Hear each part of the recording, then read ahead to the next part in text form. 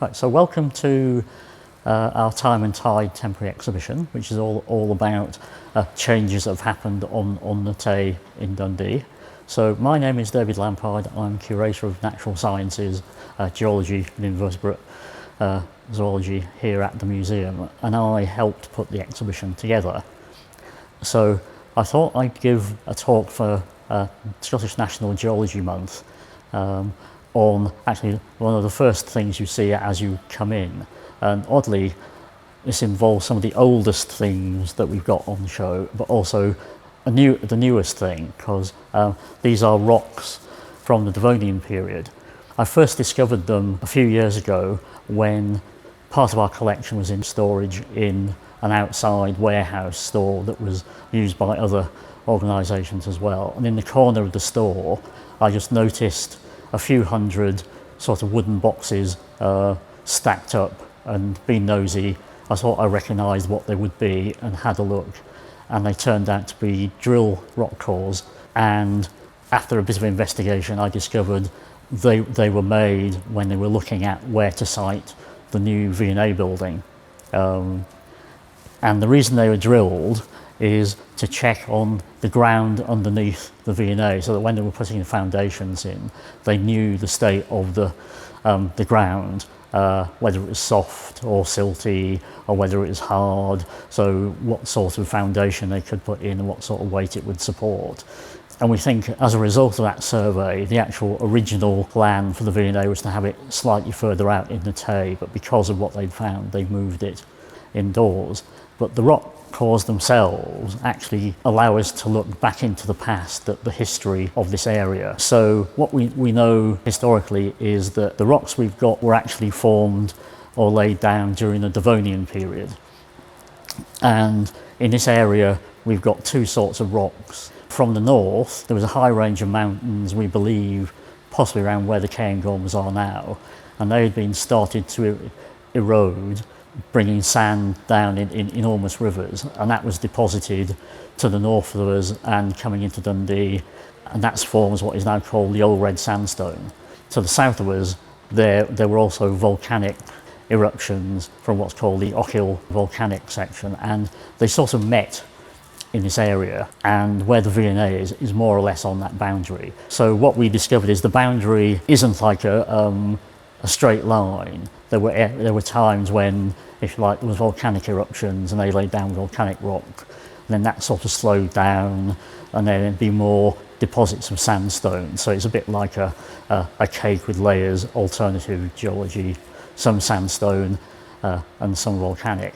So one of the things you can tell from the rock is what the rock's made out of and what the structure of the rock is. So I've rather than have a complete rock core, and the deepest core was, I think, 41 metres in depth. And what was discovered is all the rock cores under V&A are from volcanic formations.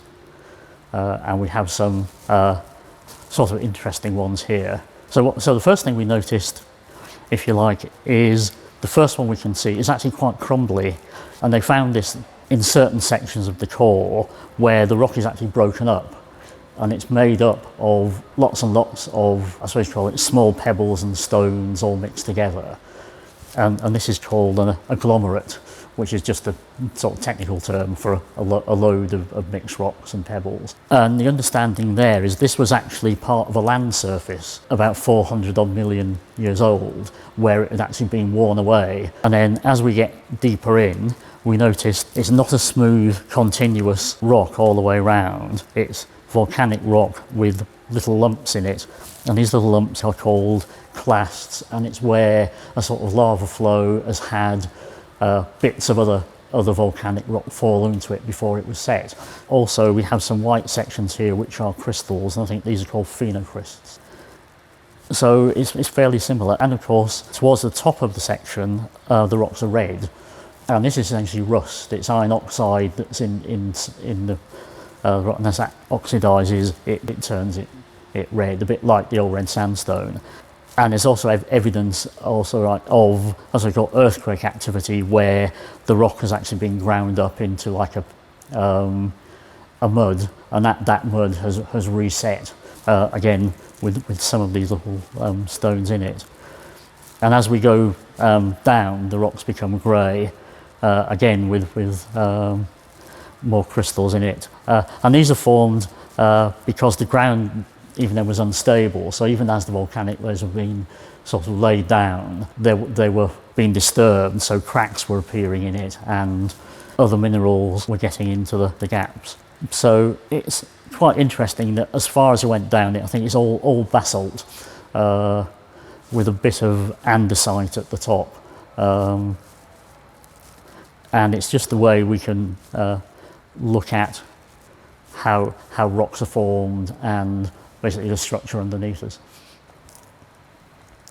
So one of the things the exhibition we've got is about, it's always about recycling, and one of the things people don't think about when we recycle is actually the land. The area that the V&A is built on actually used to be the heart of Dundee's dockland, and it's actually built over a filled-in Victorian dock basin, and this was actually discovered when they were doing the coring. So several of the holes actually that they were digging actually went through the floor of the dock, so we had brick rubble and the like, and then they found where the walls of the dock were, and of course that would affect the land, because essentially you've got the solid walls of the dock and all of the rest is sort of landfill, and landfill tends to be quite soft, so that was important. They found out where that is. But it's quite interesting that we know that the dock in question went out of use in the early 20th century, and just how quickly that land has been reused to make the V&A and Slessor Gardens and that whole area. Again, what's sort of interesting is at the time these rocks were being laid down, the Tay Valley didn't exist, and we were part of a big supercontinent, I think Gondwana land, and the red sandstone and this area covered quite a vast area of this continent, and some of the rocks similar to this are actually found as far away as America and in Europe.